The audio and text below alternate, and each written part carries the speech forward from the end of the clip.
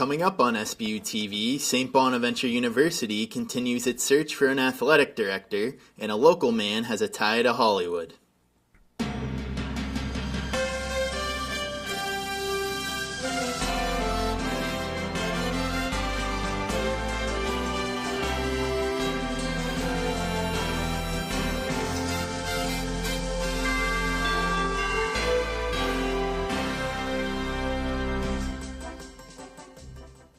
Hello and welcome to SBU TV. I'm Mike Bednarowicz. I'm Corinne Lettieri. And I'm Aime Mukendi, who will be with you later with sports.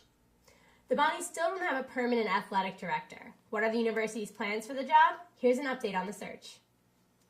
Ron Zwerlein has been St. Bonaventure's acting athletic director for only a month, but his contract will expire at the end of March.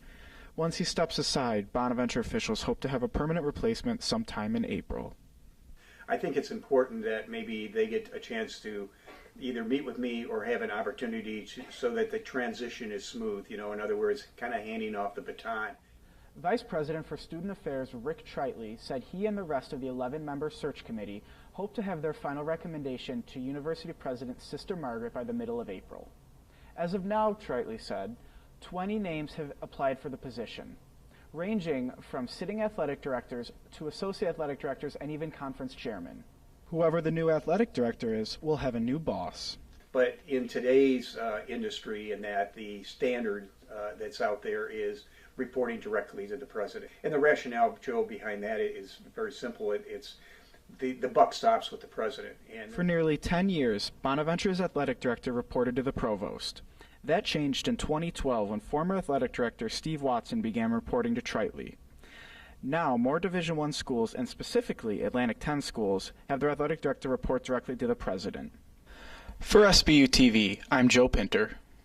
Tritley also said a candidate should preferably have a strong background in fundraising.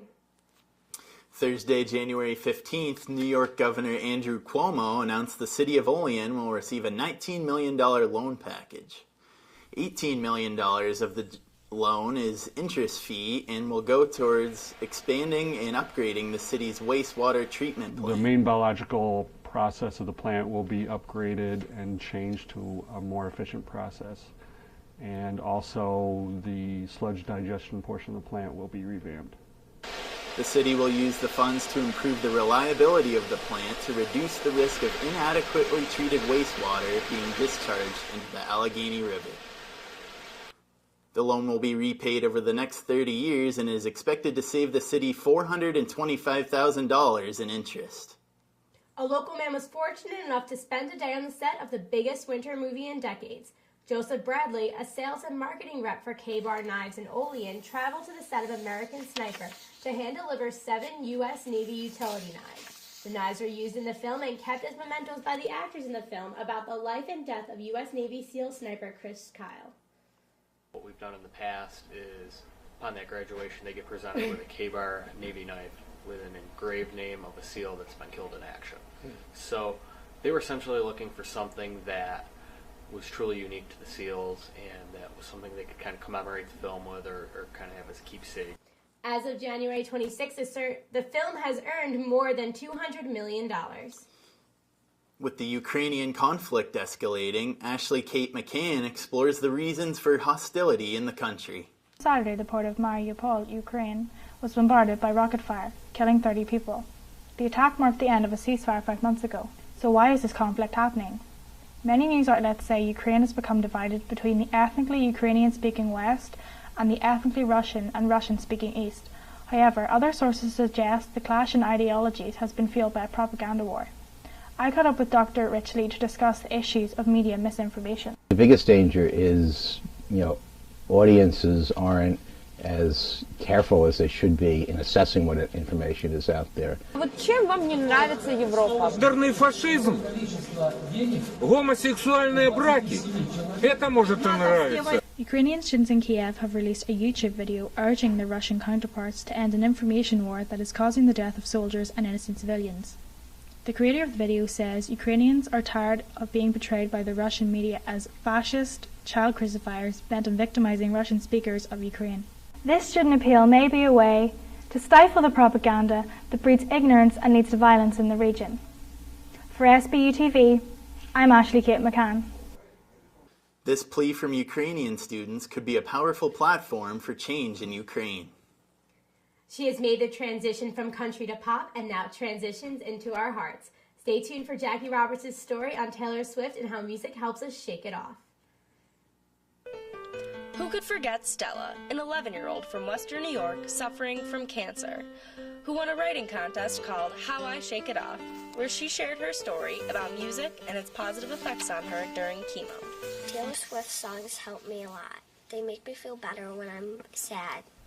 St. Bonaventure student Matt Moretti wears his Taylor Swift red bracelet in support of the artist. To listen to it, I would walk to class, so it kind of like get me going, like get me ready to go to class and keep me motivated. A hype up track, like get yourself feeling happy about everything. Personally, I probably wouldn't have gotten through finals week without Taylor Swift's new album. These three Swifties aren't the only ones who turned to Taylor Swift for guidance.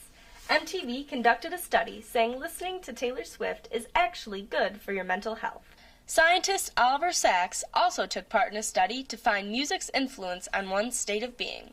What you can see just in an immediate overview here is that this is your Bach brain and this is your Beethoven brain. A friend of mine who was in a car accident and had a traumatic brain injury, and they kept her in a medically induced coma. Her children started playing James Taylor while she was in the coma, and she began to sing the words. Whether you're listening to Bach, Beethoven, or even Taylor Swift, music has a biological impact on your mind that can change your mood, lift your spirits, and help people like Stella feel better. Anything can happen in your life and you just gotta shake that. With SBU TV, I'm Jackie Roberts. For more information on Stella and how to help her meet Swift, follow @StellaSwifty13 on Twitter. A St. Bonaventure professor will have your spine tingling with this most recent faculty publication. Dr. Daniel Ellis had his murder mystery short story, Ian Was Holding a Gun, published on the online literary magazine OverMyDeadBody.com. I knew that I kind of wanted to write a mystery. I always sort of have, and so I thought at a certain point I'm going to start trying to work towards that. So I had this narrator, and he just says, like, Ian was pointing a gun at, and then I just kind of worked it out from there. And so then I kind of spun out the scenario of, well, where would he be pointing a gun and why? And so really it just started with the first couple of sentences, if that makes sense. Ellis praised his position here at Bonas for helping his story reach publication. Like teaching the classes makes you a better writer. No, it's an interesting thing as you're trying to be a writer, and then you're teaching these writing classes, because there's a real back and forth. Because as I'm telling you and the other students, you know, here are things you need to do, it's also like, oh yeah, these are things I need to do, right? So inspiration in that sense. To read Ellis's short story, visit overmydeadbody.com/fiction. And we'll be back with more after this break with SBU TV Sports. With a college scholarship, you can afford to dream big. I know. With my own scholarship, I got a great education and an amazing career. That's why I support Thanks USA. Thanks USA provides scholarships for the families of active duty military personnel. With these scholarships, the spouses and children of our troops are getting an education that would otherwise be out of reach. So please, give to Thanks USA. Your support can help them win, and win big.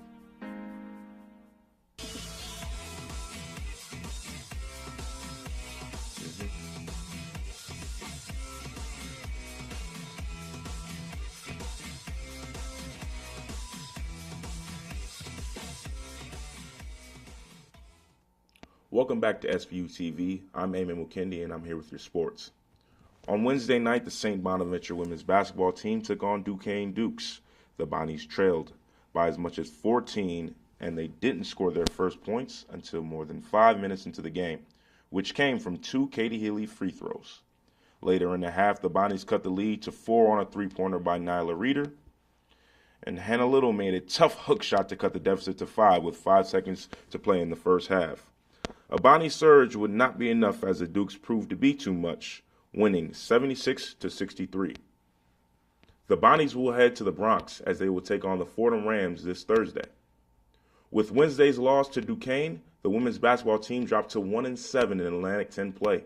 Mike Bednarowicz found out what's been causing the recent struggle. For the St. Bonaventure women's basketball team this season after finishing 24-11 last year and making an appearance in the second round of the WNIT.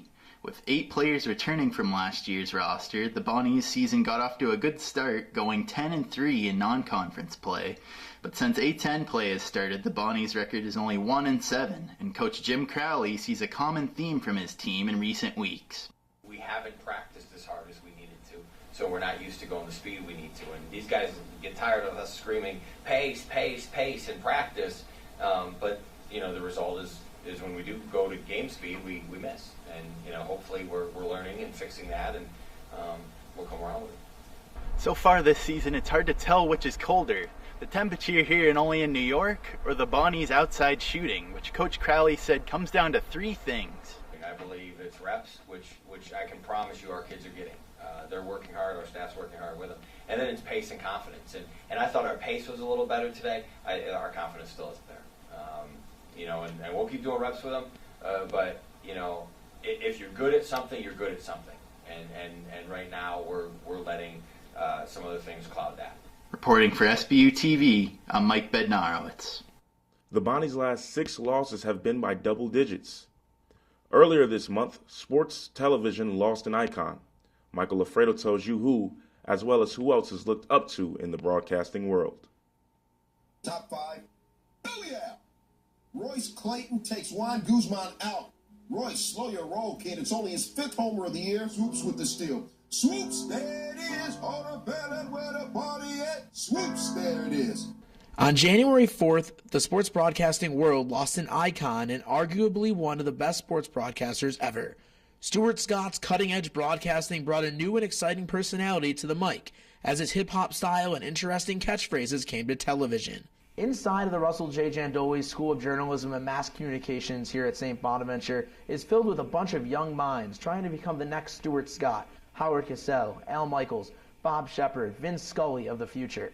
I caught up with Paul Wieland, journalism professor and mass communications professor here at St. Bonaventure, who has worked diligently within the field. He gave me his insight on who is the best broadcaster and who is the most influential broadcaster of his lifetime.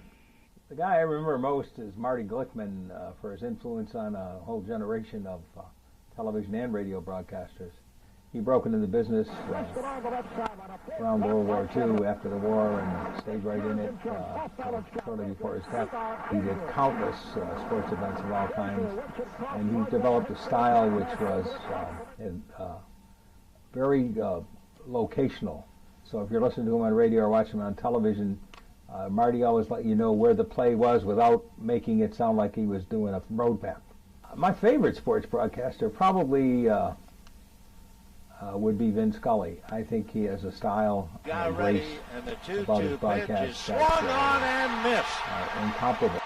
The Dodgers have won the National League Division Series. In another interview with Professor Wieland, as well as a poll that I administered with students, I came across another broadcaster that has been influential among many lives.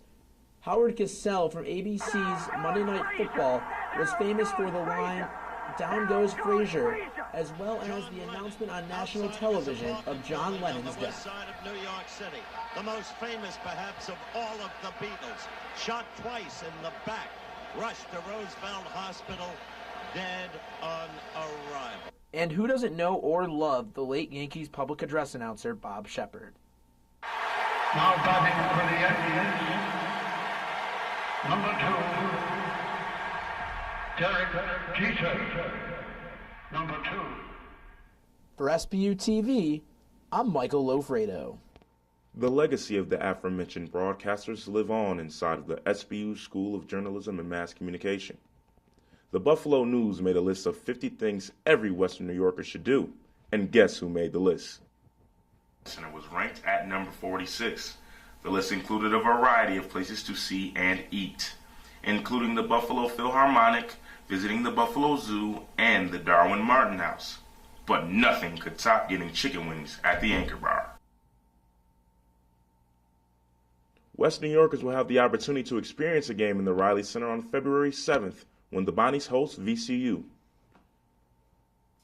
That's it for us here at SBU TV. I'm Mike Bednarowicz. I'm Corinne Lettieri. And I'm Aime Mukendi. Thanks for watching.